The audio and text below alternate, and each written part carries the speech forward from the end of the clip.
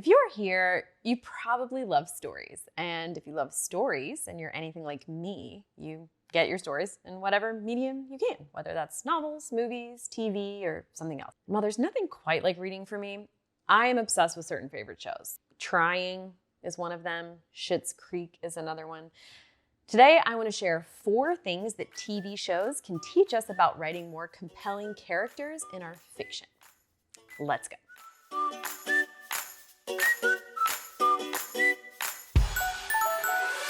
Lesson number 1 from TV shows is that change can happen gradually over time. So I think one really cool thing about TV shows, even ones that only last a season, is that they usually give us lots and lots of time to spend with the characters. Think of it this way. In a movie, we need to see a full story and change in our characters in more or less 2 hours. On a standard network TV show, we get, say, 22 episodes at 45 minutes a pop, coming out to 16 and a half hours of material.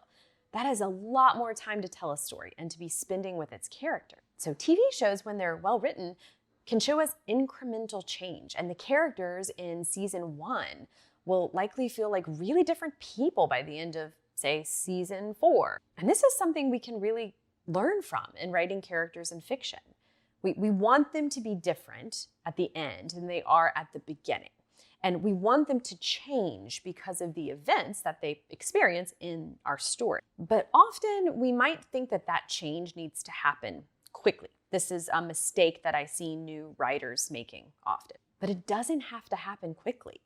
In fact, I think it's better if it happens gradually, or at least if it doesn't happen for a while. At the beginning of my novel, Privilege, the main character, Annie, is an optimist who is naive and trusting.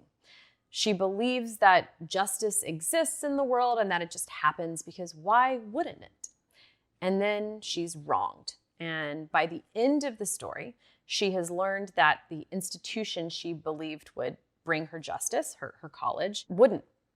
But it takes her a really long time to reach this point of disillusionment.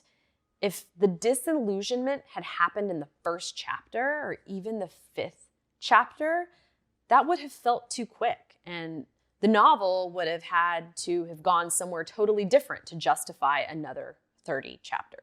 Now, don't mistake what I'm saying here. You do want your characters to be changing. You don't want them to stay the same.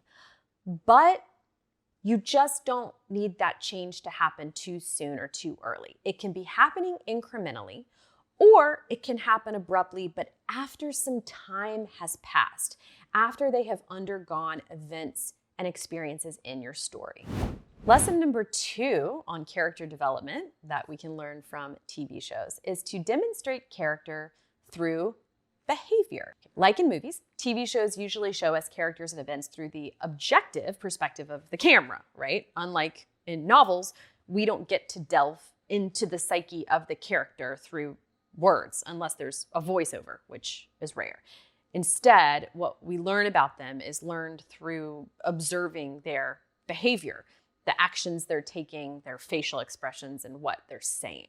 Now, this doesn't mean you should write a novel like you would write a TV show.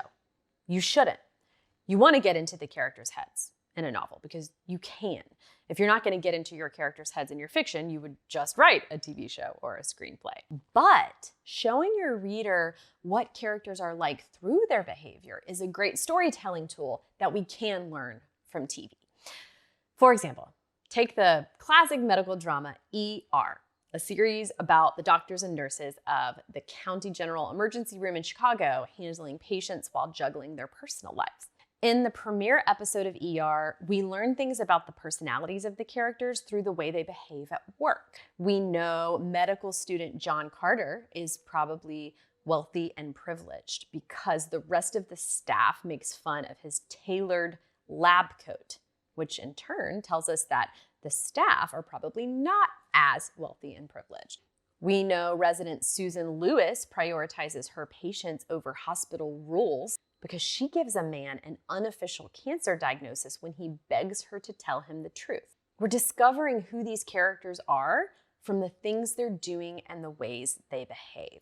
And we can do the same kind of thing in our fiction writing. Okay, I have 2 more tips for you, but first, I just want to invite you to apply to my program, Book Incubator. The link is down below this video. It's just 2 questions and will take less than 5 minutes. If you're writing a book, you'll definitely want to check it out. Now, back to the video. Lesson number 3 on character development from TV is don't be afraid of a formula. Okay, I'm going to tell you something that might sound controversial. Formula does not mean unoriginal. That's right, I said it. Following a formula does not make your story unoriginal. In fact, some of the most critically acclaimed and popular stories have relied on formulas, and people love them. Formulas can be really useful because they provide structure. You don't have to follow them perfectly. And in fact, you shouldn't, because the thing that will make your story original is the way you put your own unique spin on it.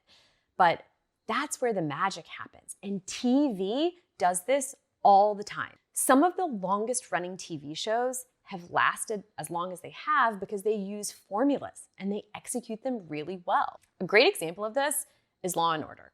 And I'm talking the OG, where the cops solve a crime in the first half and the district attorneys prosecute the criminal in the second half. This show basically did the same thing every week for 20 years and got nominated for 37 Emmys and won 6. Sure, you know what to expect every time, but people tuned in week after week because each episode put a fresh, unexpected spin on that formula. You can look to the structures and tropes of your favorite TV shows, and by extension, your favorite books too, and see what they're doing and emulate it. I love the movie Lars and the Real Girl, and I love the TV show Enlightened. Now, obviously, neither of these is a novel, but I've downloaded the scripts for both of these and used them as models for my own novel brainstorming, just because I love them so much. Okay, lesson number 4 is that characters can sometimes do things that are not in character. This probably sounds crazy to a lot of writers because a criticism a lot of us get in our writing is inconsistent characters. You know, someone reads your book and thinks, oh, that character would never do that. Or you think, I need to make my characters as consistent as possible. And while this is sort of true, you don't want to leave your reader thinking, where the heck did that come from? The truth is that characters, just like real people, sometimes do things that are not what we would normally do. And in fact, it's usually a character doing something that they wouldn't normally do that changes the status quo of their regular lives and sets their story in motion, or that really amps things up when they're already looking pretty dire. The setups of TV shows often do this really well. And a prime example is Breaking Bad. The main character is Walter White, a sheepish and disaffected chemistry teacher who receives a life-shattering medical diagnosis that pushes him to turn to a life of crime, making meth. And then, spoiler alert, way worse. But what sets the whole show in motion is that Walter makes a decision that is actually really out of character for a wimpy chemistry teacher like him. He chooses to start producing drugs as a way to support his family, illegal drugs. Now, that's not something we would expect from him, right? But that's the whole premise of the show and what sets off his descent into madness. Your characters don't always have to be consistent. They just have to be human, and that's a much lower bar. Okay, if you made it this far in the video, I'm guessing that you're writing a book or have an idea for a book.